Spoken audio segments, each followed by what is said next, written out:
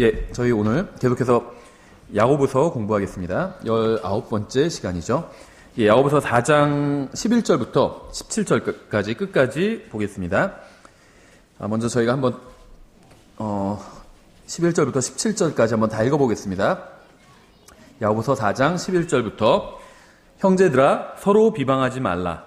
자기 형제를 비방하는 자나 자기 형제를 판단하는 자는 율법을 비방하며 율법을 판단하는 자니라. 그러나 만일 내가 율법을 판단하면 율법을 행하는 자가 아니요 판단하는 자로다.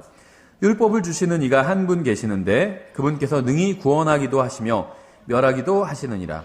남을 판단하는 너는 누구냐? 자, 이제 너희가 말하기를 오늘이나 내일 우리가 어떤 도시에 가서 한 해 동안 거기 머물며 사고 팔고 하여 이득을 얻으리라 하거니와 내일 있을 일을 너희가 알지 못하는도다. 너희 생명이 무엇이냐? 그것은 곧 잠시 나타났다가 그 뒤에 사라져 버리는 수증기니라. 그런 까닭에 너희가 마땅히 말하기를 주께서 원하시면 우리가 살며 이것이나 저것을 하리라 하여야 하나 이제 너희가 스스로 자랑하는 것을 기뻐하나니 그러한 기쁨은 다 악한 것이니라. 그러므로 선을 행할 줄 알고도 행하지 아니하는 자에게는 곧 그에게는 그것이 죄가 되느니라. 예, 이제 11절부터 한 절씩 보겠습니다. 형제들아 서로 비방하지 말라. 자기 형제를 비방하는 자나 자기 형제를 판단하는 자는 율법을 비방하며 율법을 판단하는 자니라. 그러나 만일 내가 율법을 판단하면 율법을 행하는 자가 아니요 판단하는 자로다. 예, 이게 이제 11절은요 성경에서 좀 까다로운 구절 중에 하나에 속합니다. 그래서 11절은 반드시 이 판단에 관해서 말씀하고 있는 구절인데요. 그 성경의 다른 구절들과 비교해서 같이 우리가 살펴봐야 됩니다. 근데 이제 주의하실 게 뭐가 있냐면요. 여기서 갑자기 율법 얘기가 나오니까 무슨 뭐 구약의 율법인가 이렇게 생각하실 수 있는데, 이게 영어로는 참 단순해요. 그냥 law입니다. law. 법이죠, 법. 그러면은, law of spirit 하면 성령의 법이 되죠. 그러니까는 이 법이라고 생각하시면 돼요. 이게 그냥, 그러면 왜 율법이라고 번역해놨냐? 율법이라는 게 어떤 특별한 의미가 있는 게 아니에요. 율자도 법률 율자잖아요. 그러니까 이게 법이에요. 그러니까 이 율법이라고 했는데 이게 정확한 의미는 뭐냐면 법률이에요. 율법을 거꾸로 하면 법률이 되잖아요. 한마디로 법이라는 거예요. 법. 이게 그러니까 구약의 모세의 율법, 레위기 이런 걸 의미하는 게 아닙니다. 그냥 하나님의 말씀이고 법을 주셨다는 거예요. 법. 그러니까 여기서 말하는 법은 하나님의 말씀을 의미합니다. 꼭 신명기, 레위기 거기에 기록된 모세 율법을 의미하는 게 아니라는 걸 생각하셔야 돼요. 그래서 이 한국말로도 사실 문제가 없어요. 이 율법이란 게 법률이라는 거예요. 그런데 우리는 딱 율법이라고 보면 자꾸 구약 성경 생각하고 모세 율법을 생각하죠. 이 문맥은 꼭 그것은 아니라는 겁니다. 그래서 오해가 있을까 봐 제가 미리 말씀을 드리고요. 판단에 관한 가장 대표적인 말씀이 마태복음 7장 1절부터 5절에 나와 있죠. 너희가 판단을 받지 아니하도록 판단하지 말라. 너희가 무슨 판단으로 판단하든 그것대로 판단을 받고 너희가 무슨 척도로 재든 그것대로 너희가 다시 평가를 받으리라. 너희가 어찌하여 내 형제의 눈 속에 있는 티는 보면서 내 눈 속에 있는 들보는 깊이 생각하지 못하느냐.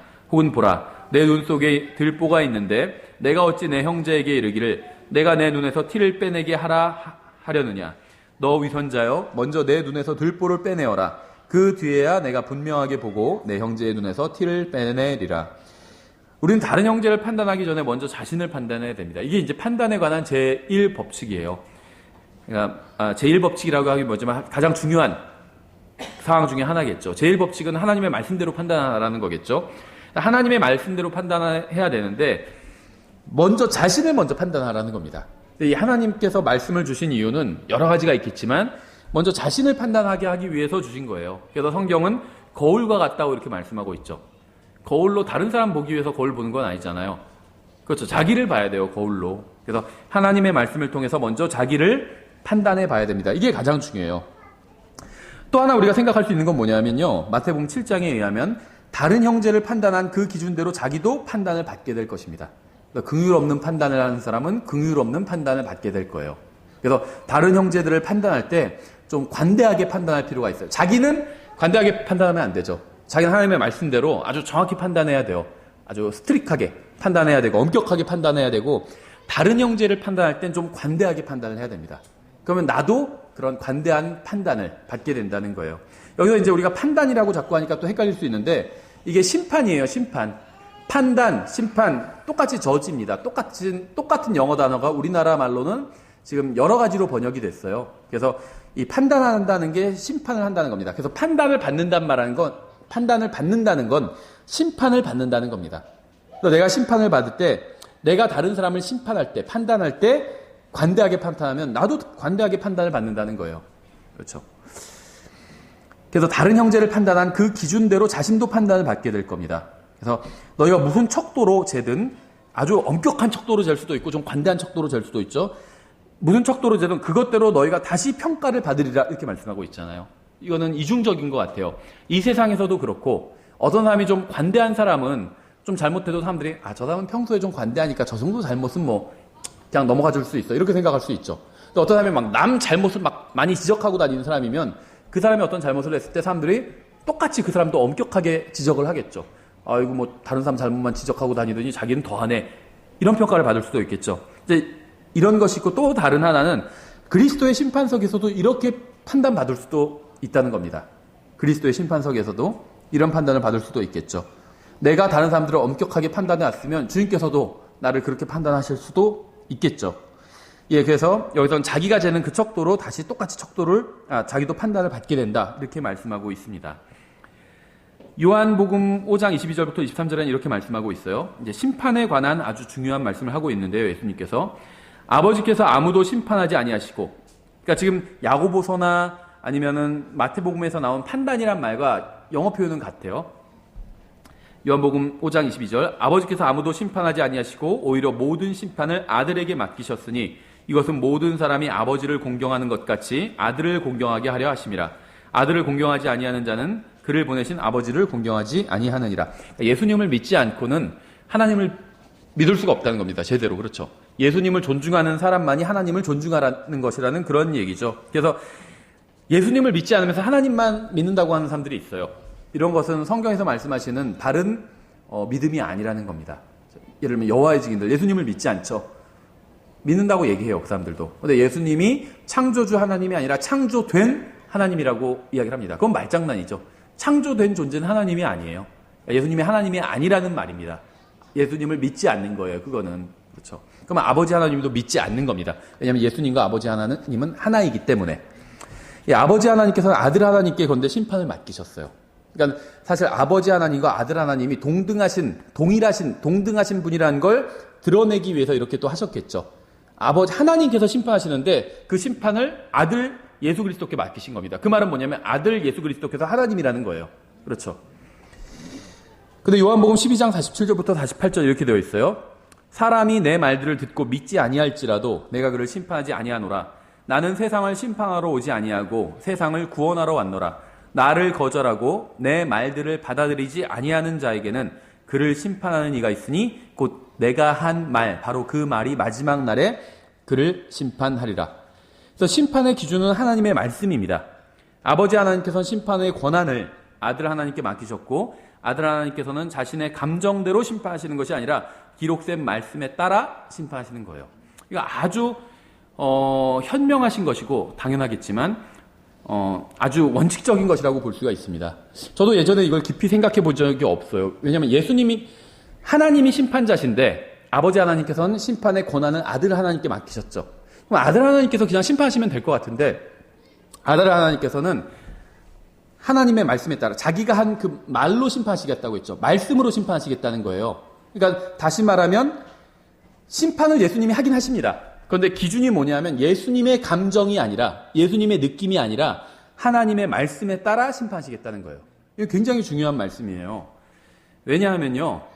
예수님은 우리가 아는 것처럼 은혜가 충만하신 분입니다. 울기도 하시고 막 그러셨죠. 굉장히 감정이 풍부하시고 은혜가 충만하신 분이에요. 사랑이 넘치시는 분이고 지금 어느 누구라도 예수님께 나와서 저를 용서해 주십시오. 구원받고 싶습니다. 그러면 구원해 주세요. 예수님은. 그렇죠. 십자가 대속을 받아들인다는 게 뭐 엄청나게 큰 일을 한 게 아니죠. 하나님께서 다 이뤄놓으신 일 그냥 내가 그걸 믿음으로 받아들이겠다는 거예요.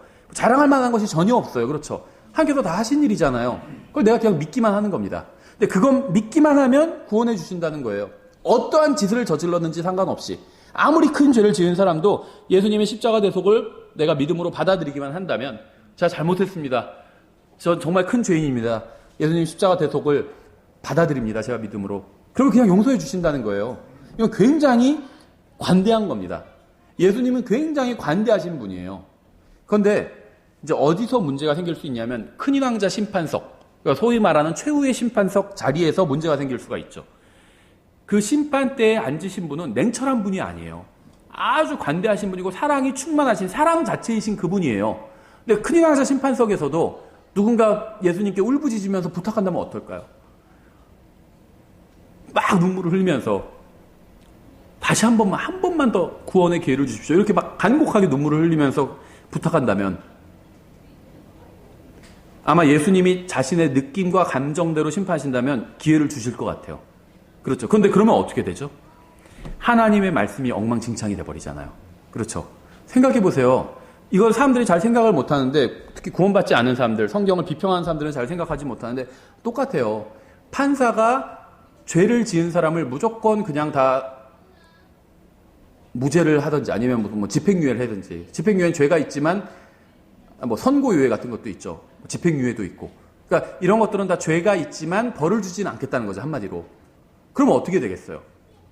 막 살인자하고 막 강간을 하고 막 그런 사람인데 막 울면서 용서를 구하니까 그래 그냥 풀어주자 이렇게 하면 어떻게 되겠어요? 사회가 엉망이 돼버리잖아요. 그렇죠? 하나님의 말씀이 엉망이 돼버려요. 성경에는 큰인 왕자 심판석 이 세상에서만 기회가 있고 죽고 나면 더 이상 구원의 기회가 없다고 성경은 분명히 나와 있거든요. 그런데 큰인 왕자 심판석에서 하나님께서 예수님께서 용서해 주신다면 그 법이 엉망이 돼버린다는 거죠. 그걸 막기 위해서 말씀대로 심판하시겠다는 거예요. 감정에 휘둘리지 않으시겠다는 겁니다. 왜냐하면 예수님은 사랑이 충만하신 분이에요. 그렇기 때문에 만약에 이러한 원칙이 없다면 다 용서해 주게 된다는 거예요. 큰인 왕자 심판석에서도. 그래서 그러면 혼란이 일어나겠죠. 왜냐하면 구원받지 않은 사람은 영원히 지옥에서 고통받아야 되고 그게 이제 한쪽이고 그게 어두운 면이죠. 밝은 면은 뭐냐면 한 번 구원받은 사람은 또 영원히 구원이 유지된다는 겁니다. 이게 양면성이 있다는 거예요. 만약에 예수님을 믿지 않고 죽어서 지옥에 가야 될 사람인데 그 사람이 막 울고불고 막 난리쳐가지고 그 사람을 그냥 하늘나라로 보내줬다면 그럼 감정이 흔들려서 그렇게 하신 거죠. 만약에 그런 일이 일어난다면. 그럼 반대로 어떤 사람이 하늘나라에 예수님을 믿고 하늘나라에 갔어요. 근데 예수님이 딱 보셨을 때 마음에 안 들어 그 사람이. 그럼 다시 지옥에 또 보낼 수도 있는 거잖아요. 그렇죠. 그러니까 하나님의 말씀은 절대 번복되지 않아요. 그걸 보여주기 위해서 이 큰인 왕자 심판석에서도 예수님의 감정대로 느낌대로가 아니라 말씀대로 심판하신다는 거예요. 그게 얼마나 다행인지 여러분 아세요?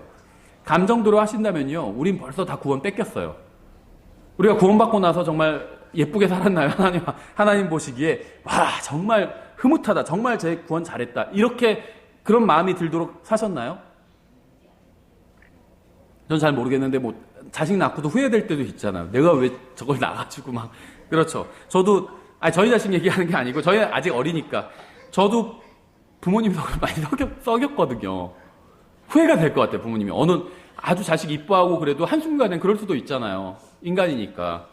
하나님은 안 그러시겠어요? 감정이 풍부하신 분인데 그 불의를 미워하시는 분이잖아요. 그냥 자기 자식이 잘못했다고 해서 불의를 눈 감아주시는 분이 아니거든요. 불의를 미워하시는 분이에요. 죄를 증오하시고 싫어하시고 정말 쳐다보기도 싫어하실 정도예요. 하나님은. 그럼 우리를 쳐다보지 않으실 때도 많을 것 같아요. 그렇죠. 죄를 많이 지니까. 근데 감정에 휩쓸리지 않으신다는 거예요. 후회가 된다고 해서 구원 취소다. 그냥 다시 지옥에 보내버리자. 이렇게 하지 않으신다는 겁니다. 고정되어 있어요. 그래서 이 말씀에 따라 심판한다는 건요. 한편으로는 한 번 구원받지 못하면 이 살아있을 때 구원받지 못하면 영원히 구원받을 수 없다는 걸 의미하고 다른 한편으로는 한 번 구원받은 사람은 무슨 일이 있어도 구원이 바뀌지 않는다는 겁니다. 얼마나 감사한 말씀인지 모르겠어요. 많은 사람들이 착각 속에 살아갑니다. 사람들은 하나님이 사랑이라는 말을 종종 인용해요.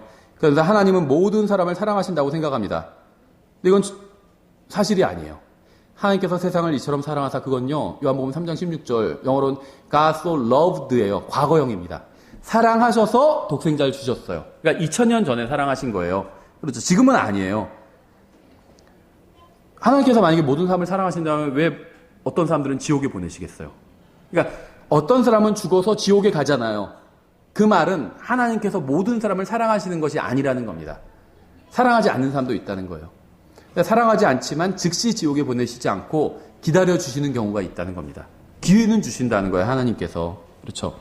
하나님은 사랑이 충만하신 분이 맞지만 문제는 하나님께서 심판하시는 기초는 사랑이 아닌 말씀이라는 점입니다. 그래서 주님은 자신의 말씀에 따라 심판하실 거예요. 이것이 바로 사람들이 성경이 아닌 종교를 원하는 이유예요. 사람들은 기록된 말씀에 따라 심판하시는 하나님이 아닌 자신들이 설득하거나 움직이거나 조종할 수 있는 하나님을 원해요. 막 성경은 어떻게 되는지 몰라도 막 내가 10시간 기도하고 막 하나님 조르면은 하나님께서 뭔가 해주시는 그런 하나님을 원한다는 거예요. 10시간이 아니라 20시간 동안 막 졸라도요, 성경에서 안 하신다고 하나님께서 하신 건 해주지 않으십니다. 그렇죠.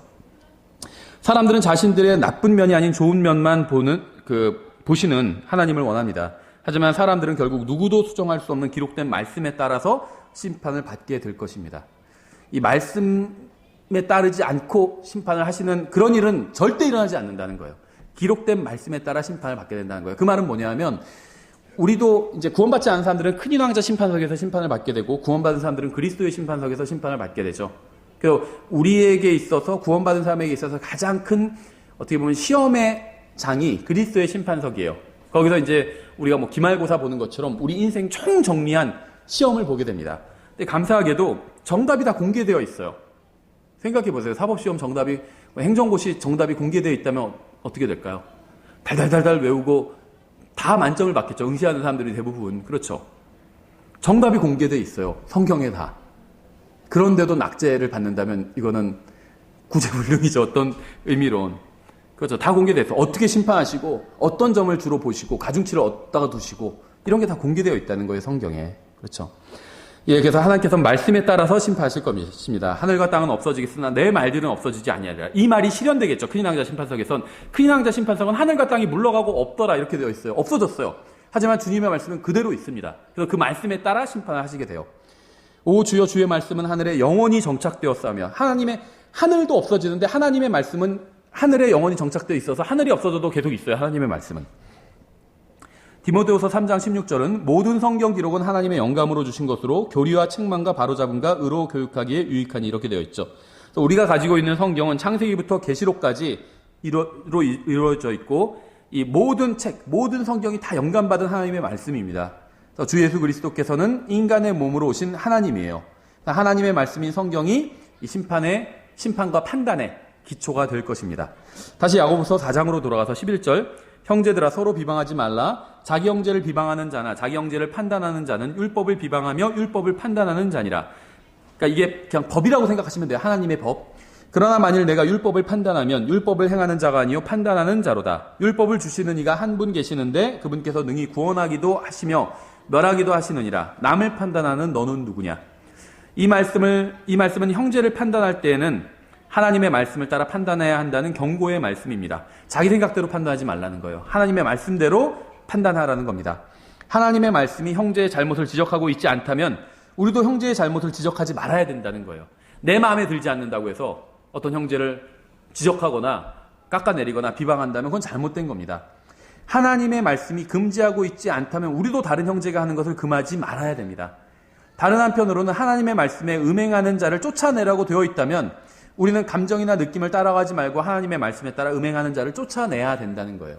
이게 쉬운 것 같죠? 음행하는 사람이 있어요, 교회에. 근데 그 사람이 회개를 해요. 그럼 받아들일 수 있죠.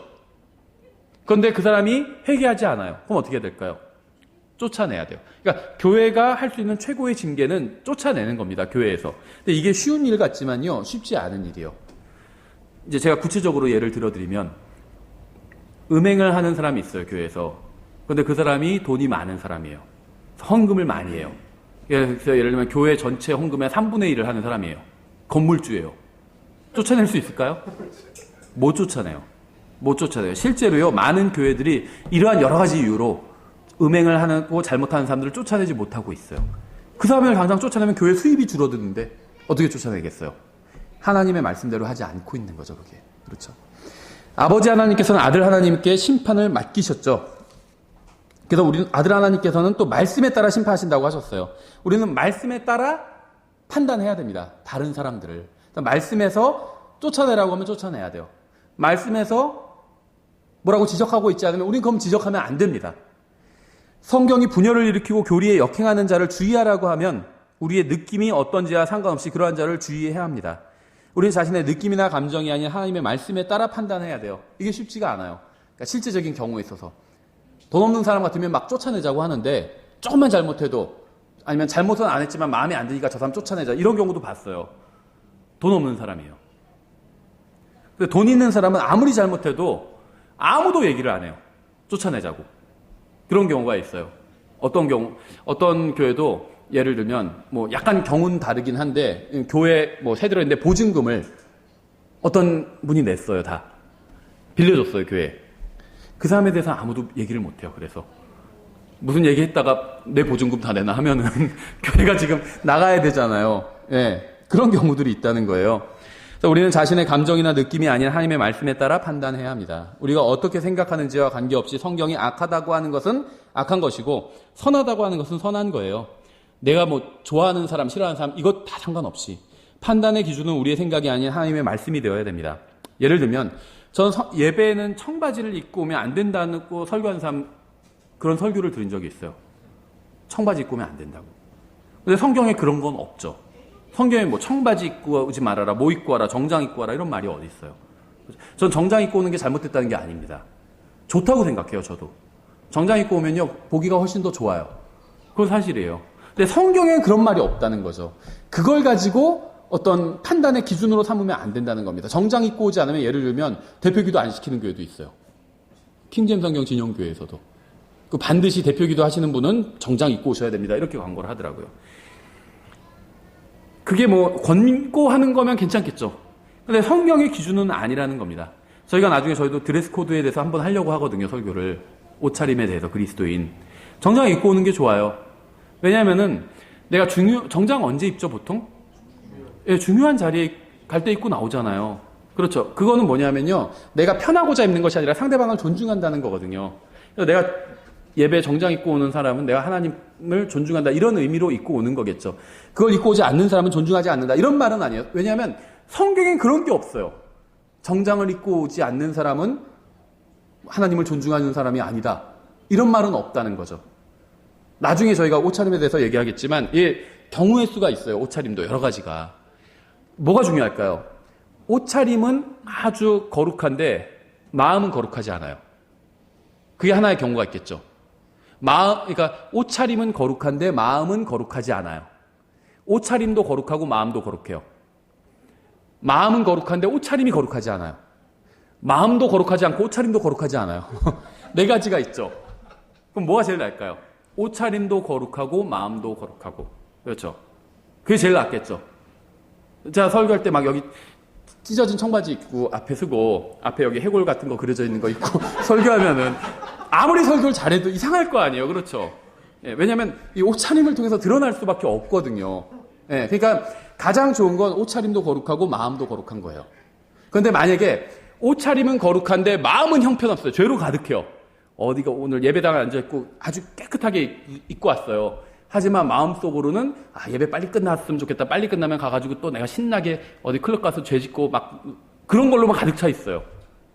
아니면 옷차림은 좀 더럽고 별론데 찢어진 청바지 입고 오고 그랬어요. 그런데 마음은 아주 주님을 위해서 살고 싶은 마음으로 충만해요. 둘 중에 어느 게 더 나을까요? 네, 마음이 훨씬 중요해요. 중요한 건 마음이에요. 그렇죠. 그 다음에 그래서 항상 마음이 하나님 앞에서 먼저 바르게 돼야 되고 그 다음에 그러면 이 내면이 바르게 되면 외면도 따라오게 됩니다. 그게 정상적인 방법이에요. 근데 종교는 외면을 강제로 바르게 하려고 그래요.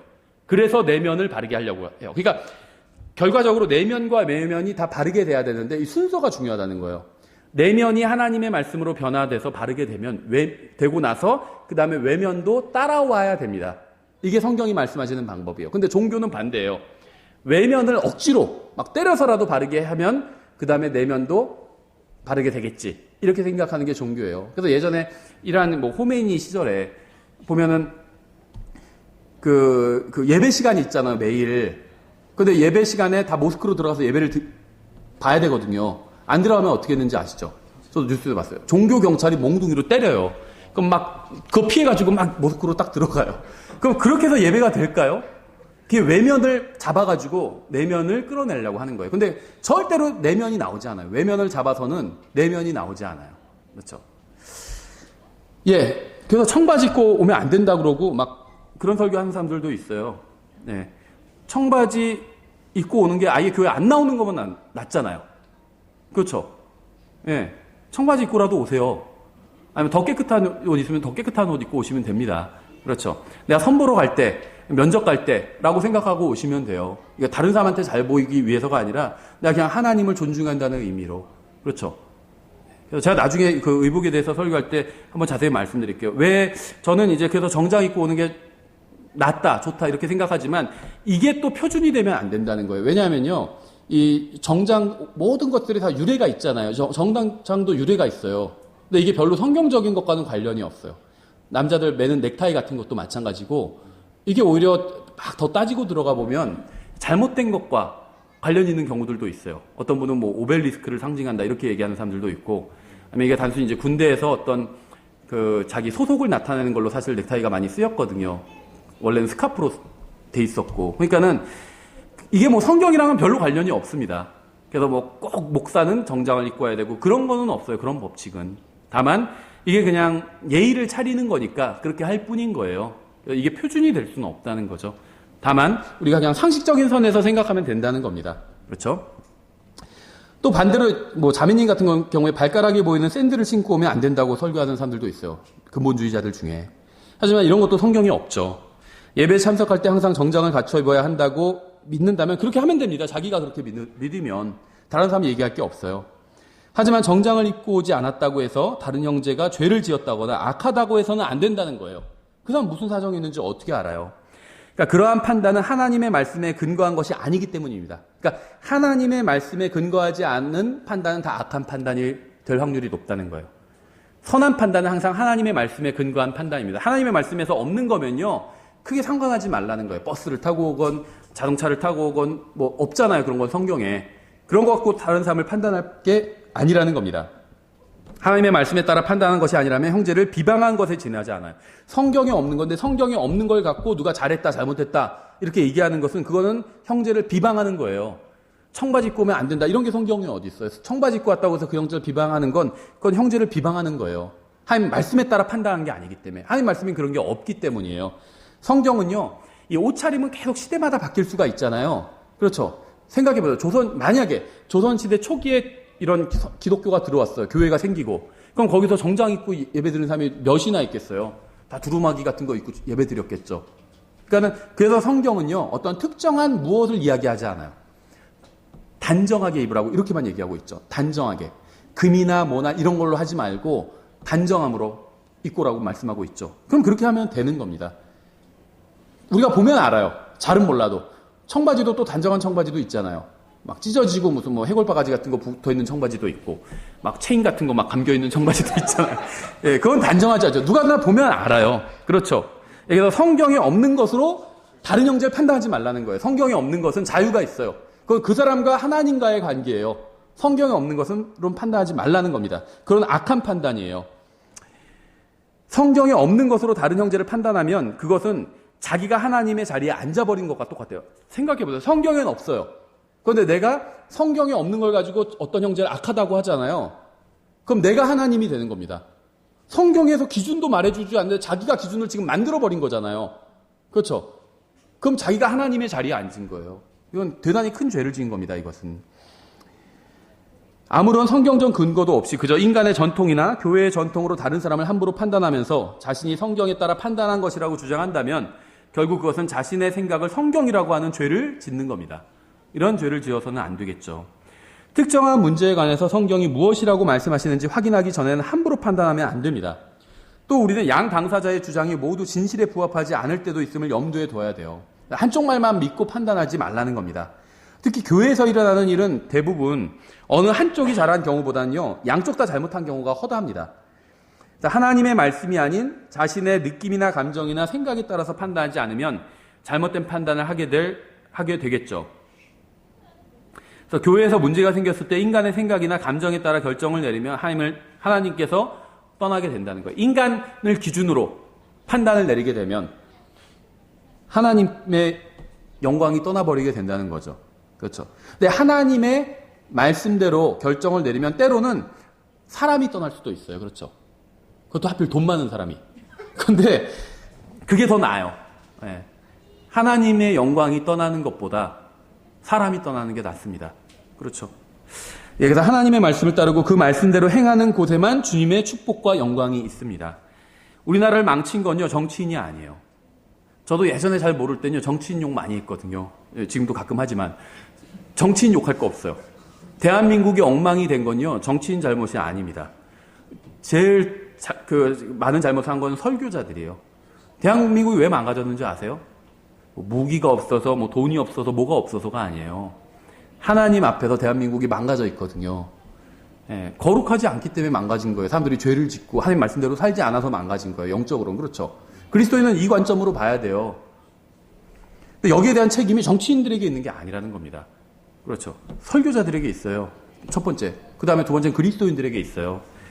하나님의 말씀을 제대로 가르치고 선포하지 않고 그저 사람들의 인기에 영합하는 설교를 한 사람들에게 우리나라의 영적 상태에 대한 책임이 있겠죠.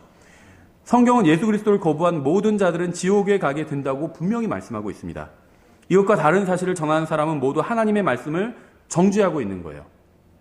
예수님 안 믿어도 돼. 그게 그렇게 중요한 문제는 아니야. 이렇게 얘기하는 사람, 그게 중요한 문제죠. 왜 중요한 문제가 아니에요? 예수님을 믿고 안 믿고가 가장 중요한 문제죠.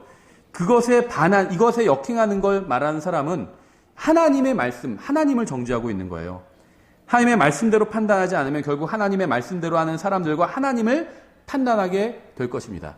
그러니까 하나님의 말씀대로 판단하는 곳에선요, 하나님께서 영광을 받으시죠. 근데 하나님의 말씀대로 판단하지 않으면 어떤 일이 벌어지냐 하면 하나님의 말씀대로 사는 사람들을 판단하게 되고 결국 하나님을 판단하게 돼요. 하나님을 정죄하게 돼요.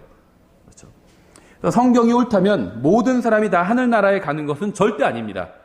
성경이 옳다면 진리가 있고 거짓이 있어요. 모든 것이 다 옳을 수는 없다는 거죠. 누군가는 하늘나라에 가고 누군가는 지옥에 가게 될 거예요. 그렇죠. 12절. 율법을 주시는 이가 한 분 계시는데 그분께서 능히 구원하기도 하시며 멸하기도 하시느니라. 남을 판단하는 너는 누구냐? 법을 주시는 분은 하나님이시죠. 기준을 주시는 분은 하나님이에요. 그렇죠. 저나 우리 교회는 법의 기준이 아닙니다. 우리 교회와 어떤 교회가 좀 다르다고 해서 그 교회가 잘못됐다는 것이 아니에요. 우리 교회는 기준이 아니에요. 그렇죠. 하나님께서는 자신의 말씀을 교회에 주셨습니다. 교회는 규칙을 만드는 곳이 아니라 지키는 곳이에요. 그렇죠. 그러니까는 우리 교회와 다른 교회를 비교할 필요가 없어요. 아니면 또 다른 교회와 우리 교회를 또 비교할 필요 없습니다. 왜냐하면요, 교회는 우리 교회도 기준이 아니고요, 또 다른 교회, 아무리 잘난 교회라도 그 교회도 기준이 아니에요. 교회는 기준이 아니라 기준을 지키는 곳이에요. 지키는 곳.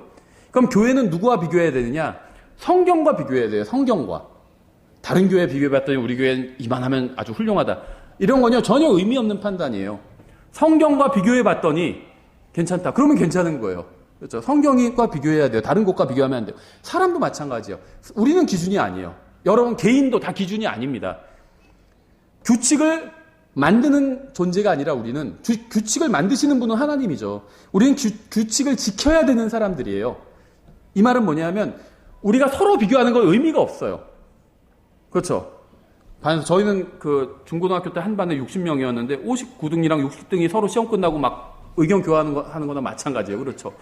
서로 비교하는 건 의미가 없어. 의미가. 그렇죠. 하나님의 말씀과 비교해. 이게 마음에 경험이 있으신 분들은 이렇게 마음에 더 와닿으실 거예요. 근데 우리끼리 비교해요. 쟤는 뭐 어떻고 나는 좀 쟤보다 낫고 전혀 의미가 없어요. 그건 성경과 비교해서 괜찮으면 그건 정말 괜찮은 거예요. 나를 하나님의 말씀과 비교해봤더니 괜찮다. 그럼 괜찮은 거예요. 내가 딴 사람들보다는 더 잘하는 것 같은데 하나님의 말씀과 비교해봤더니 아직 멀었다. 그러면 아직 먼 거예요. 항상 하나님의 말씀과 비교해야 돼요. 개인이든 교회든 서로 끼리끼리 비교해서는 의미가 없다는 겁니다. 성경과 비교해야 돼요. 그렇죠. 우리는 말씀을 전하고 말씀대로 살라고 말씀을 받았을 뿐입니다. 우리끼리 비교하는 건 의미가 없어요. 그분께서 능히 구원하기도 하시며 멸하기도 하시느니라. 구원하거나 멸하는 능력은 교회가 아닌 하나님께 속한 것입니다. 어떤 교회는요, 자신들이 누군가를 파문함으로 멸할 수 있다고 생각해요. 그렇죠. 카톨릭이 그렇죠. 너를 파문한다 딱 그래요. 그럼 무서워할 줄 알고. 하나도 안 무서운데. 그렇죠. 그 사람들은 파문하면 지옥에 간다고 생각해요. 멸하기도 한, 자기들이 누군가를 구원하고 누군가를 멸할 수 있다 이렇게 생각해요. 그렇죠. 그건 하나님께서 하실 수 있는 일이에요. 교회가 할 수가 없어요. 파문해봤자 아무런 소용이 없어요. 또 어떤 교회는요, 자신들만 복음적이다. 자신들만 복음을 제대로 전하고 자기들 교회에서만 구원의 역사가 일어난다. 이렇게 생각해요. 이것도 틀렸죠. 구원하거나 멸하는 것은 모두 하나님께 속한 일이지 특정한 교회에 속한 일이 아니에요. 특정한 교회가 어떤 사람들을 파문할 수도 없고 어떤 사람들을 구원할 수도 없어요. 이건 다 하나님께 속한 일입니다. 교회가 사람들을 어떻게 통제하고 종속시키는지 아세요? 사람들이 하나님의 말씀으로부터 멀어지게 하는 것을 통해서 사람들을 지배합니다. 어떤 사람들을 지배하고 싶으면 그 사람들을 하나님의 말씀과 멀어지게 하면 돼요. 하나님의 말씀과 가까워진 사람들은요, 어떤 종교나 어떤 단체가 막 지배할 수가 없어요. 그렇죠? 이단들은 권위를 하나님의 말씀이 아닌 자신들에게 두게 함으로 사람들을 지배합니다. 우리는 판단을 하되 자신의 생각이 아닌 하나님의 말씀을 따라 판단해야 합니다. 판단을 하면 안 된다 이런 말이 아니에요. 성경은 판단을 해야 돼요. 자기 멋대로 판단하지 말라는 겁니다. 하나님의 말씀에 따라 판단하라는 거예요. 하나님의 말씀대로 판단하는 것은 항상 의로운 판단입니다. 이게 다른 사람에게 복음을 전하고 진리를 가르치는 것은 함부로 판단하는 것이 아닙니다. 하나님의 말씀에 따라 판단하는 거잖아요. 그 사람 내 마음에 안 든다고 해서 지옥에 간다 얘기하는 게 아니라 예수님을 안 믿는다고 하니까 지옥에 간다고 얘기를 하는 거죠. 이건 하나님의 말씀에 따라 판단하는 거죠. 이건 의로운 판단이에요. 하나님의 말씀대로 하는, 하나님의 말씀에 따라 하는 판단은 의로운 판단이고, 자기 멋대로, 자기 생각대로, 자기 느낌대로, 감정대로 하는 판단은 불의한 판단입니다. 그렇죠? 우리는 항상 하나님의 말씀으로 모든 것을 판단해야 합니다. 13절부터 이제 분위기가 좀 바뀌죠. 자, 이제 너희가 말하기를 오늘이나 내일 우리가 어떤 도시에 가서 한 해 동안 거기 머물며 사고팔고 하여 이득을 얻으리라 하거니와 내일 있을 일을 너희가 알지 못하는도다. 너희 생명이 무엇이냐? 그것은 곧 잠시 나타났다가 그 뒤에 사라져버리는 수증기니라. 내일 일을 알 수 있는 사람은 아무도 없습니다. 그렇죠? 점쟁이도 몰라요. 점쟁이도 교통사고로 죽잖아요. 그렇죠? 아무도 몰라요. 그러니까 추측하거나 예상할 뿐이지 확실히 알 수 있는 사람은 아무도 없습니다. 운명론에서 말하는 것처럼 개인의 미래는 정해진 것이 아니기 때문이에요. 점쟁이들은 전제가 운명이 정해져 있다는 거죠. 사주팔자, 연월일시 태어난 거 이거 갖고 운명이 정해져 있다는 건데 성경은 그렇게 말씀하고 있지 않아요. 정해져 있지 않아요. 정해져 있지 않기 때문에 모르는 겁니다. 내일 일을. 개인의 운명은 정해져 있지 않아요. 민족의 운명은 정해져 있죠. 그래서 알 수 있어요. 그렇죠. 14절에서 굉장히 중요한 질문이 나오죠. 너희 생명이 무엇이냐? 근데 여기서 생명이요, life라고 되어 있는데, 자, 지금 이게 번역이 잘못됐다고 하는 말은 아닌데요. 문맥은 life는 생명도 되고 인생도 되잖아요. 삶도 되고. 인생이라고 해야지 가장 자연스러워요. 인생. 생명은 지금 인생은 나의 살아온 횟수를 말하는 거죠. 이렇게 기간. 생명은 지금 내가 살아있는 어떤 존재를 말하는 거잖아요. 여기서 살아있는 존재가 아니라 살아온 기간을 말하는 거예요. 너희 생명이 무엇이냐? 그것은 곧 잠시 나타났다 그 뒤에 사라져버리는 수증기니라. 그래서 생명이 아니라 인생이라고 해야지 자연스럽습니다. 성경은 인생이 무엇이냐고 묻고 바로 답하고 있죠. 잠시 나타났다가 그 뒤에 사라져버리는 수증기가 우리의 인생이래요. 짧다는 거예요. 수증기는 나왔다가 금방 사라져버리죠. 딱 주전자에 물 끓이면 슉 해서 위로 올라가잖아요. 그렇죠? 우리 인생이 그거와 같다는 거예요. 생명이 그렇다는 게 아니라 인생이 그렇다는 거예요. 인생이. 나왔다가 cik하면서 그냥 위로 쫙 올라가면서 그걸로 끝나버린다는 거예요. 너무 빨리 없어져 버려요. 그렇죠? 성경 우리 인생도 이렇게 빨리 사라져버린다고 말씀하고 있습니다. 나타났다가 사라져버리는 수증기라. 이렇게 말하고 있기 때문에 이게 생명이 아니라 인생이 더 자연스럽다는 거죠. 그러니까 영혼에 비하면 우리의 인생은 그저 한순간에 불과하다는 거예요. 주님께서는 히브리서 10장에서 잠시 후에 오신다고 말씀하셨죠. 2000년이 지났지만 아직 주님께서 오시지 않았습니다. 그러니까 영혼을 사시는 분께서는 2000년도 아주 짧은 순간에 불과하기 때문에 잠깐이라고 이렇게 말씀하시는 거죠. 우리의 인생이 무엇일까요? 나타나자마자 바로 사라져버리는 수증기와 같습니다. 성경에서 우리의 인생에 대해서 말씀하고 있는 비슷한 말씀들이 있는데요. 몇 가지만 찾아보면 욥기 7장 7절에서 이렇게 말씀하고 있어요. 오, 내 생명이 바람임을 기억하소서. 여기서도 life인데요. 생명이. 인생이라고 하는 게 좀 자연스럽죠. 오, 내 인생이 바람임을 기억하소서. 내 눈이 다시는 좋은 것을 보지 못하리이다. 우리의 인생은 한 번 불어오는 바람과 같아요. 바람이 그냥 샥 불어가잖아요. 그걸로 끝이에요. 우리는 바람을 느낄 수도 있죠. 또 바람이 지나간 흔적이 있어요. 그렇죠. 막 종이가 날아가 있고 그게 바람의 흔적이죠. 우리의 인생도 흔적이 있어요. 그렇죠. 때로는요, 강한 바람도 있어요. 샥 강한 바람도 있고 좀 약한 바람도 있어요. 근데 바람을 붙잡아둘 수는 없어요. 강한 바람도 그냥 지나가면 그걸로 끝이고 약한 바람도 지나가면 끝이고 지나가면 끝이에요. 바람은. 우리 인생이 그와 같다는 거예요. 누구는 좀 강한 바람, 그렇죠? 세상에서 돈도 많고 권력도 갖고 이런 사람들 강한 바람이죠.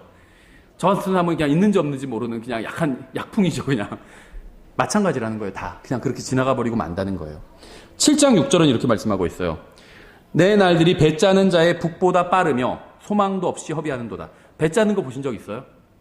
어렸을 때 뭐 TV에 나오고 그러죠. 민속촌에 가면 있고 착착착착 이렇게 짜잖아요. 실귀 해가지고 착착착착 왔다 가면 실이 하나가 그 천에 이렇게 딱딱 더해지죠. 그래서 실들이 더해져서 이렇게 천이 되죠. 북이 한번 왔다 가면 실 한 줄이 더해집니다. 우리 인생도 그와 같다는 거예요. 한번 빠르게 지나가고 나면 그것으로 끝이라는 겁니다. 착착 이게 슬로우 비디오로 이렇게 느리게 가지 않잖아요. 배 짜는 사람이 느리게 이렇게 하지 않거든요. 착착착착착착 이렇게 지나가요. 우리 인생이 사람들이 태어나서 죽고 이게 착착착착 하나 앞에서 그렇게 지나간다는 거예요. 초등학교 나오고 중고등학교 나오고 대학 나오고 직장 잡고 결혼하고 직장에서 잘려서 다시 또 직장 잡고 그러다가 은퇴하고 인생이 그냥 그렇게 지나가 버린다는 거예요. 그래서 우리는 종종 거울 보면서 이런 생각하죠. 야, 내가 이렇게 늙어버렸나? 믿겨지지가 않아요. 저도 정신 연령은 사실 20대 초반에 있거든요. 민경조 형제 같은 사람 보면 친구 같아요. 근데 그 형제도 저를 그렇게 보는지는 모르겠어요. 예. 거울 보면 깜짝 놀라요, 사실 저도. 예. 지금 지하철 잘 안 타는데 예전에 지하철 타면은 이제 뭐 나이 드신 분이 오면 딱 막 저를 쳐다봤는데 지금 저를 안 쳐다봐요. 압박이 없어요. 자리를 비키라는. 앉아있어서. 예, 딸은 딱 젊은 사람한테 가요. 근데 제가 봤을 때 그 사람이랑 나랑 같은 것 같은데 그분이 봤을 때 아닌 거예요. 아, 이 사람은 앉아있어도 되는 사람이다. 이렇게 판단하시나 봐요. 예. 그래서 막 호칭이 달라지잖아요. 예전에 학생 뒤돌아봤거든요. 그러면 학생이라고 부르고 조금 이제 나이 드니까 아저씨라고 부르고 그렇죠. 예. 그 다음엔 사장님 이렇게 부르더라고요. 그 다음에 지금은 아버님 이렇게 부르는 사람 봤어요. 저한테 아버님. 예. 적응이 안 돼요. 아버님이라고 부르는 게. 그렇죠. 인생 그렇게 지나가 버려요. 빨리. 근데 여기 중요한 말씀이 있어요. 내 날들이 배 짜는 자의 북보다 빠르며 소망도 없이 허비되는도다. 허비되고 있대요. 소망도 없이. 근데 구원받은 사람과 구원받지 않은 사람의 인생에는 커다란 차이가 있죠. 둘 다 인생이 빠르게 지나가 버린다는 공통점이 있지만 구원받은 사람에게는 소망이 있고 구원받지 못한 사람에게는 소망이 없어요. 그렇죠. 엄청난 차이죠. 욥기 7장 1절부터 2절 이렇게 되어 있어요. 땅 위에 사는 사람에게는 정해진 기한이 있지 아니하냐. 그의 날들은 또한 품꾼의 날들과 같지 아니하냐. 종이 저녁에 어둠을 간절히 바라고 품꾼이 자기 일의 품삯을 기다리는 것 같이 이렇게 말씀하고 있어요.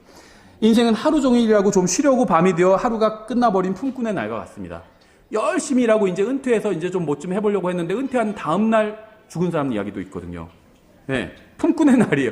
열심히 일하고 하루 종일 일하고 이제 좀 쉬려고 했는데 인생이 끝나버린 거예요. 18절 또 주께서 아침마다 그를 찾아보시고 매 순간 단련하시나이까. 인생은 수증기와 같고 바람과 같고 배틀북 같고 품꾼의 날 같은데 거기다가 인생에는 단련하기 위한 시련까지 있습니다.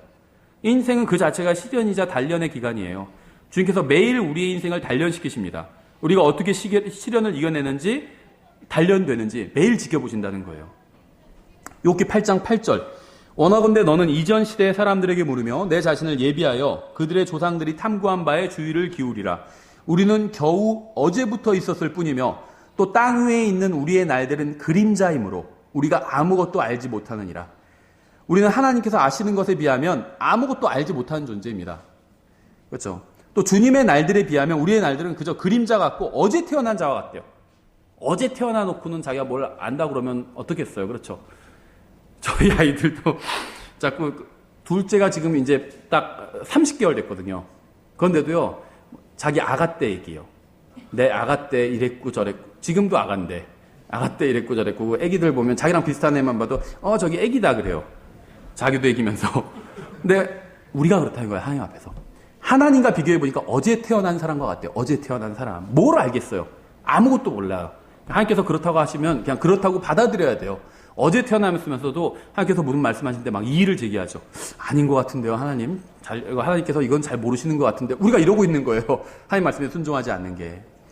구원의 기쁨 중 하나는 단순히 지옥에 가지 않는다는 것이 아니라 주님과 함께 영원히 산다는 거죠. 또 욥기 9장 25절. 이제 내 날들이 파발꾼보다 빨리 지나가며 달아나 버림으로 좋은 일을 보지 못하는도다. 그 날들이 빠른 배들처럼 지나갔으며 또 먹이를 향해 치닫는 독수리처럼 지나갔도다. 파발꾼과 먹이를 향해서 날아오는 독수리 모두 다 빠르게 지나가는 거죠. 성경은 우리의 인생이 이렇게 빠르게 지나가 버린다고 말씀합니다. 또 욥기 13장 25절. 주께서 이리저리 흩날리는 낙엽을 부수려 하시나이까. 욥이 고난당하면서 하나님께 그렇게 항변하는 거죠. 마른 지푸라기를 뒤쫓으려 하시나이까. 성경은 우리의 인생이 숲속에서 흩날리는 낙엽과 같다고 말씀하고 있습니다. 숲속 있잖아요. 가을 숲속. 낙엽 많죠. 우리 인생이 그와 같다는 거예요. 밟으면 바스락 소리 나면서 부서져 버리죠.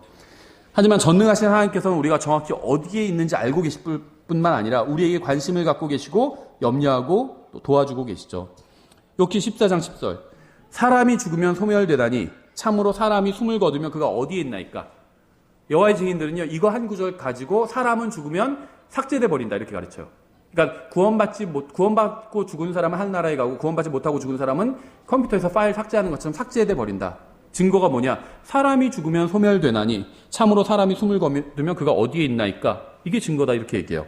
그런데요, 욥이 왜 이런 말을 했을까요? 욥은 성경을 가지고 있었을까요?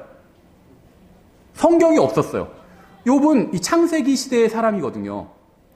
욥이 살아있을 땐 창세기도 없었어요. 욥기도 없었죠. 아무것도 없었어요. 성경이 없었어요. 성경이 없는 사람은요, 사람이 죽으면 어디 가는지 몰라요. 욥은 성경을 가지고 있던 사람이 아니었습니다. 그래서 사람이 죽으면 소멸되다니 참으로 사람이 숨을 거두면 그가 어디에 있나이까 묻는 거잖아요. 몰라요, 욥은. 성경을 가지고 있지 않기 때문에. 근데 우리는 성경을 가지고 있잖아요. 그렇죠? 이 구절 외에 사람이 죽으면 사라져버린다. 이런 구절이 성경에 또 있나요? 전도서 하나 있죠. 해 아래에 있는 사람 관점에서 육체에 관해서는 사라져버린다는 거죠. 전도서랑 욥기 이거 단 두 구절 외에는 사람이 죽으면 하늘나라나 지옥에 간다. 다 이렇게 말씀하고 있어요. 우리는 그렇게 말씀하고 있는 성경을 가지고 있잖아요. 그래서 우리는 알아요. 사람이 죽으면 그가 어디에 있나이까. 우리는 답해 줄 수 있어요. 욥은 성경을 가지고 있지 않았기 때문에 답을 해줄 수가 없었습니다. 그렇죠? 성경이 없는 사람은 인간이 죽은 후에 어디로 가는지 정확하게 알지 못합니다. 하지만 성경을 가지고 있고 또 믿는 사람은 사람이 죽은 후에 어디로 가는지 정확하게 알고 있어요. 요한복음 14장. 너희는 마음에 근심하지 말라. 하나님을 믿고 또한 나를 믿으라. 내 아버지 집에 거할 곳이 많도다. 그렇지 않으면 내가 너희에게 말해 주었으리라. 내가 너희를 위해 처소를 예비하러 가노니 가서 너희를 위해 처소를 예비하면 내가 다시 와서 너희를 내게로 받아들여 내가 있는 곳에 거기에 너희도 있게 하리라. 내가 어디로 가는지 너희가 알고 또 그 길을 너희가 아느니라. 사람 죽으면 어디로 가는지 안다는 거예요. 왜 알까요? 성경이 있으니까요. 성경에 다 나와 있잖아요. 그렇죠? 하늘에서 나팔 소리가 울리면 우리는 우리의 육체 안에 거하던 진짜 우리의 혼은 들림받아 하늘로 올라가서 주님과 영원히 함께 살게 될 것입니다. 주께서 호령과 천사장의 음성과 하나님의 나팔 소리와 함께 친히 하늘로부터 내려오시리니 그리스도 안에서 죽은 자들이 먼저 일어나고 그 뒤에 살아남아 있는 우리가 그들과 함께 구름들 속으로 채어 올라가 공중에서 주를 만나리라. 그리하여 우리가 항상 주와 함께 있으리라. 우리는 어디로 가는지 알아요. 죽으면. 그렇죠. 주님과 함께 있게 될 것입니다. 욥기 30장 15절. 두려움이 내게 엄습하며 그들이 내 혼을 바람같이 뒤쫓으니 내 번영은 구름같이 사라지는도다. 누구나 인생에 햇빛이 비칠 때도 있지만 곧 구름이 몰려와서 모든 것이 다 사라져 버린다는 겁니다. 그렇죠. 이사야 40장 6절부터 8절. 그 소리가 이르되 외치라 하니 그가 이르기를 내가 무엇이라 외치리이까 하매 모든 육체는 풀이요 육체의 모든 아름다움은 들의 꽃과 같으니라. 한때라는 거죠. 화무시비롱 이런 말도 있잖아요. 한때 아무리 예뻐도 풀은 마르고 꽃은 시드나니 이는 주의 영이 그것 위에 불기 때문이라. 참으로 백성은 풀이로다. 풀은 마르고 꽃은 시드나 우리 하나님의 말씀은 영원토록 서리라 하라. 우리나라 말도 민초라는 말이 있잖아요. 그렇죠? 백성이 풀과 같다는 거예요. 우리 인생은 무엇입니까? 성경 우리 인생이 여러 가지와 같다고 말씀하고 있는데 공통점은 모두 다 빠르게 사라져 버린다는 겁니다. 우리가 또 그걸 막을 수 없다는 거예요. 바람, 수증기, 풀이 마르는 것, 새가 막 날아가는 것 막을 수가 없어요. 다 빠르게 지나가는데 다 막을 수가 없는 것들입니다. 우리 인생이 그렇다는 거예요. 너무 빨리 지나가 버리는데 아무도 막을 수 있는 사람이 없다는 겁니다. 다시 야고보서 4장 13절. 자 이제 너희가 말하기를 오늘이나 내일 우리가 어떤 도시에 가서 한 해 동안 거기 머물며 사고 팔고 하여 이득을 얻으리라 하거니와. 사람의 인생은 수증기와 같고 바람과 같고 배틀불 같고 낙엽 같고 또 사라지는 구름 같고 풀과 같다고 말씀해요. 우리는 당장 내일도 알지 못합니다. 그렇죠? 내일도 모르는데 여기서는요, 한 해 동안 거기 머물면서 사고팔고 해서 이득을 얻으려고 생각을 하고 있어요. 어리석기 짝이 없는 생각이죠. 내일도 모르는데 1년 후까지 계산하고 있는 거예요. 그러니까 계획을 짜고 장사를 하고 가족을 부양하는 것은 죄가 아닙니다. 지금 여기서 말하는 것, 이 자체는 죄는 아니에요. 어떤 도시에 가서 무역하는 거죠. 한 해 동안 거기 머물면서 출장 간 거죠. 사고팔고 이득을 얻으려. 그럼 장사하면서 이득을 얻어야 되잖아요. 이건 잘못된 게 아닙니다. 여기서 야고보서 4장 13절에 나온 거는 잘못된 게 아니에요. 마치 노아의 날, 롯의 날 때 사람들이 시집가고 장가가고 사고 팔고 먹고 마시고 했다. 다 잘못된 거 아니죠. 사고 팔아야죠. 먹고 마셔야죠. 시집가고 장가가야죠. 다 잘못된 거 아니죠. 뭐가 문제였죠? 계획에 하나님이 빠져 있었던 거예요. 그렇죠. 주님께서 하찮은 것들에 우리의 인생을 비유하신 이유는 우리가 주님을 떠나서는 아무것도 할 수 없는 하찮은 존재라는 사실을 알려주시기 위함이요. 바람과 같고 낙엽과 같고 풀과 같고 주님을 떠나서는 하찮은 존재라는 거예요. 그런 존재라는 거예요. 인간은 하나님을 떠나서는 의미 없는 존재입니다. 아무런 의미가 없어요. 뭐 만물의 영장 아니에요. 아무런 벌레만도 못한 존재. 하나님을 떠나서는 의미가 없어요. 따라서 우리는 자신을 신뢰하지 말고 하나님을 신뢰해야 됩니다. 자신의 생각을 따라 걷지 말고 주님의 말씀을 따라 인생의 길을 걸어야 돼요. 역대기상 29장 15절 이렇게 되어 있어요. 우리는 우리의 모든 조상들 같이 주 앞에서 나그네요 잠시 머무는 자이며 또 땅 위에 있는 우리의 날들은 그림자 같아서 영구히 지속되는 날이 없나이다. 어떤 사람들은 썩을 육신의 몸을 떠나서 하늘나라에 갈 것이고 어떤 사람들은 지옥으로 가게 될 것입니다. 하늘로 가든 지옥으로 가든 확실한 것은 이 육체를 입고 영원히 이곳에 이 세상에 살지는 않는다는 거예요. 이게 굉장히 중요해요. 여러분이 이 세상에서 열심히 살아야 돼요. 그렇죠. 저는 열심히 살지 말라는 말이 아닙니다. 열심히 살아야 돼요. 다만 이 생각을 해야 된다. 영원히 이 몸을 입고 지금 내가 사는 곳에서 영원히 사는 것은 아니라는 거예요. 부활해서 주님과 함께 영원히 살든지 아니면 부활해서 큰 왕자 심판석 앞에서 심판을 받고 불호소에 던져지든지 둘 중 하나에 속하게 될 것입니다. 분명한 점은 누구도 지금 이 상태 그대로 이 세상에서 영원히 살지는 않는다는 거예요. 다시 야고보서 돌아와서 15절. 그런 까닭에 너희가 마땅히 말하기를 주께서 원하시면 우리가 살며 이것이나 저것을 하리라 하여야 하나. 그러니까 어떤 계획을 짜는 건 잘못이 아니죠. 어디 가서 장사를 해서 어떻게 돈을 벌고 어떻게 해서 내가 가족을 부양하고 이렇게 해야겠다. 이런 계획은 짜야 돼요. 다만 그 계획에 주님이 있어야 돼요. 주께서 원하시면. 그렇죠. 그래서 제가 전에도 이런 말씀을 드린 적이 있어요. 강해서를 이제 1년에 두세 권씩 출간을 하고 있는데 만약에 주님께서 늦게 오신다면 그래서 제가 한 20년, 30년 사역을 한다면 아마 성경 거의 한 66권 중에서 한 60권 이상 강해서를 다 낼 수 있지 않을까 생각합니다. 이렇게 말씀을 드린 적이 있죠. 또 그렇게 계획한다고. 저의 계획은요, 하나님이 있어요. 주님께서 늦게 오신다면. 주님께 달렸어요. 저의 계획은. 그렇죠. 이렇게 계획을 짜야 된다는 거예요. 주님께서 허락해주지 않으시면요, 인간은 아무것도 할 수 없는 존재입니다. 주님께서 붙들어주지 않으면 인간은 서 있을 수도 없고 허락해주지 않으시면 침대에서 꼼짝도 하지 못하고 누워만 있어야 하는 존재가 바로 인간이에요. 그래서 우리는 주님을 위해서 무엇을 계획했다고 말할 뿐입니다. 그것을 실행에 옮길 수 있을지 없을지는 아무도 모르고 오직 주님만 아시고 주님의 손에 달려있기 때문이에요. 모든 것은 하나님의 손 안에 있습니다. 모든 것은 하나님의 복주심에 달려있어요. 주님께서 허락하신다면 주님께서 다시 오실 때까지 저는 계속해서 이 강단에 서서 성경을 가르칠 겁니다. 우리는 주님을 위해서 살아야 돼요. 하지만 주님께서 허락하지 않으시면 우리는 주님을 위해서 살 수도 없습니다. 주님을 위해 살 수 있는 기회를 주심으로 인해서 주님께 우리가 감사를 드려야 되겠죠. 우리는 주님의 뜻을 구해야 되고 주님의 뜻 안에서 계획을 세워야 됩니다. 그리고 주님께서 원하시면 우리가 무엇을 하겠다고 말해야 돼요. 우리의 계획에는요, 주님이 있어야 돼요. 사람의 걸음과 행위와 말과 생각과 생명 자체는 모두 다 주님의 손 안에 있습니다. 이런 사실을 알고 인정하는 사람만이 주님께 인정받는 삶을 살 수 있겠죠. 16절. 이제 너희가 스스로 자랑하는 것을 기뻐하나니 그러한 기쁨은 다 악한 것이니라. 자신의 계획에 기뻐하는 것은 어리석고 악한 겁니다. 누가복음에도 나오죠. 몇 해 동안 쓸 것을 다 만들어 놓고 이제 내 호나 쉬면서 어떻게 해라 막 이렇게 얘기하는 사람이 있죠. 그때 어떻게 하셨죠? 하나님께서 그날 밤에 찾아오셨어요. 해필. 그렇죠. 오늘 밤 내 혼을 앗아가리니 이렇게 말씀하고 있잖아요. 자신이 계획 짜놓고 막 그거 기뻐하는 것은 어리석은 거예요. 자신의 계획을 자랑하는 것이 악한 이유는 자신의 능력과 힘을 자랑하는 것이기 때문이에요. 주님을 신뢰하지 않고 자신을 신뢰하는 모든 것은 죄로 끌고 가고 그 결과는 항상 악이 된다는 겁니다. 악. 17절. 그러므로 선을 행할 줄 알고도 행하지 아니하는 자에게는 곧 그에게는 그것이 죄가 되느니라.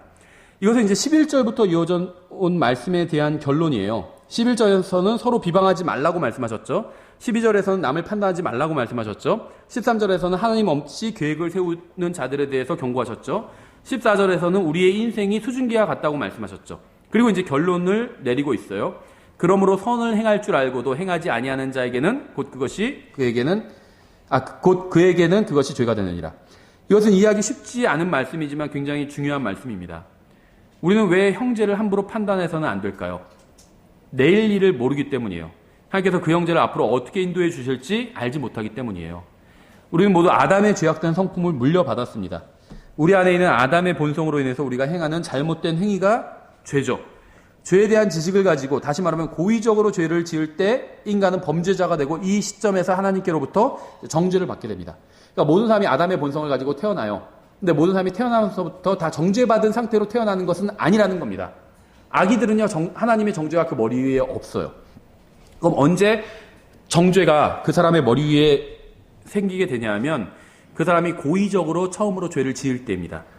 로마서 7장 5절 이렇게 되어 있어요. 우리가 육신 안에 있었을 때는 율법으로 말미암아 죄들의 활동이 우리 지체 안에서 일하여 사망에 이르는 열매를 맺게 하였으나, 육신 안에 있다는 것은 이제 자연적인 출생을 의미해요. 그래서 우리가 타고난 아담의 본성으로 인해서 우리는 죄를 짓고 사망을 향해 나아가고 있었던 것입니다. 6절에 우리를 붙들던 것 안에서 죽었으므로 이제 우리가 율법에서 구출되었나니 이것은 우리가 영의 새로운 것 안에서 섬기고 글자의 낡은 것 안에서 섬기지 아니하게 하려 함이라. 그러면 우리가 무슨 말을 하리요? 율법이 죄냐? 결코 그럴 수 없느니라. 아니라 오히려 율법을 통하지 않고서는 내가 죄를 알지 못하였으리니, 율법이 너는 탐내지 말라 하지 아니하였더라면 내가 탐욕을 알지 못하였으리라.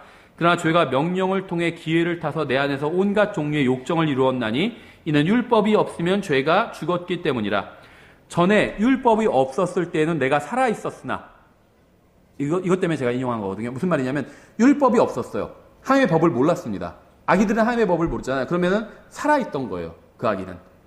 근데 명령이 오매 죄는 되살아나고 나는 죽었도다. 명령이 온 거예요. 하나님의 말씀이 온 거예요. 그래서 어떤 게 죄인지 알게 된 겁니다. 그래서 고의로 죄를 지었을 때 그때 나는 죽게 되는 겁니다. 영적으로.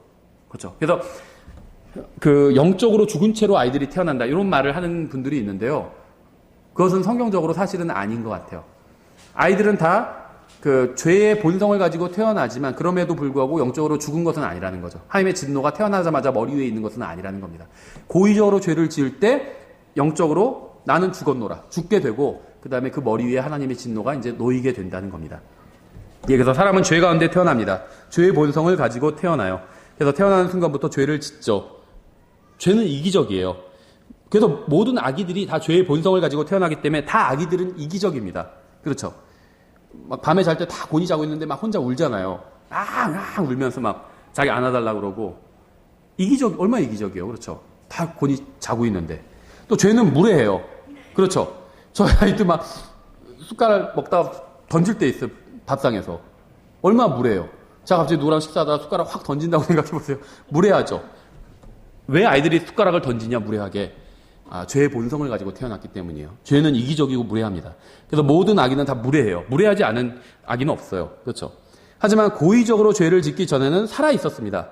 그러나 고의적으로 죄를 짓고 나서는 죽게 되었어요. 고의적으로 죄를 짓기 전에 영적으로 살아 있었어요, 아기들이. 그렇죠. 그래서 성경에서 예수님께서 회심한 상태가 바로 회심하여 어린아이들과 같이 되지 아니하면, 이렇게 말씀하신 적이 있죠. 그 말은 뭐냐면 회심한 상태가 영적으로는 어린아이와 같은 상태가 된다는 거예요. 순수하게 하나님 말씀 다 믿거든요. 그렇죠. 예, 그래서 알지 못하고 죄를 지었을 때 죄가 그 사람을 죽이지 못했지만 알고 죄를 지은 후에는 죄가 그 사람을 죽이게 된다는 겁니다. 그래서 고의적으로 죄를 짓는 순간 하나님 앞에서 범죄자가 되어 정죄를 받게 된다는 겁니다. 다만 우리는 누가 죄의 지식이 있는지는 알 수는 없다는 거예요. 누가 알면서도 잘못하고 있는지 모른다는 겁니다. 그렇죠. 누가 선을 알면서도 행하지 않는지 모른다는 거예요. 따라서 우리는 선을 행할 줄 알고도 행하지 않으면 죄가 된다는 말씀을 가지고 다른 형제를 함부로 판단해서는 안 된다는 겁니다. 야고보서 4장 17절의 말씀은 다른 사람이 아닌 자신에게 적용해야 된다는 거예요. 왜냐하면 우리는 그리스도의 심판석에서 다른 사람이 아닌 자신에 관해서 주님께 직접 회개 보고를 해야 되기 때문이에요. 모의고사를 계속 봐야 돼요. 이 말씀으로 내가 판단받게 될 것이거든요. 하나님의 말씀으로. 하나님의 말씀으로 나 자신을 스스로 매일 판단해 봐야 돼요. 모의고사 매일 치르는 거예요. 그럼 시험을 잘 보겠죠. 그리스도의 심판석에서. 다른 사람 얘기할 게 없어요. 옆집에는 요번에도 무슨 뭐 빵점 맞았대. 그게 나랑 무슨 상관이에요. 나도 뭐 예를 들면 100점 만점에 10점 맞으면 옆 친구가 5점 맞은 거나 내가 10점 맞은 거나 마찬가지고 그게 뭐가 의미가 위로는 되겠죠, 마음에. 근데 그건 참된 위로가 아니죠. 거짓 위로죠. 예. 하나님의 말씀에, 결론적으로 말씀드리면 하나님의 말씀에 거울을 자기에게 비춰봐야 된다는 겁니다. 다른 사람 판단할 거 없다는 거예요. 자기를 판단해야 된다는 겁니다. 예. 저희 기도하고 찬송하고 마치겠습니다. 기도하겠습니다. 하나님 아버지, 저희들에게 주님의 말씀을 주셔서 감사드립니다. 저희가 이 말씀을 통해 저희 자신을 판단해 봄으로 또 주님의 다시 오심을 준비할 수 있도록 도와주시기 원합니다. 또 이후 시간 또 저희가 복음을 전하고 또 일주일 동안 이 세상에서 살아갈 때 주님의 말씀을 따라 걷고 또 주님의 말씀대로 살 수 있고 살고 또 주님의 말씀을 전하며 살 수 있도록 도와주시기 원합니다. 예수님의 이름으로 기도드렸습니다. 아멘.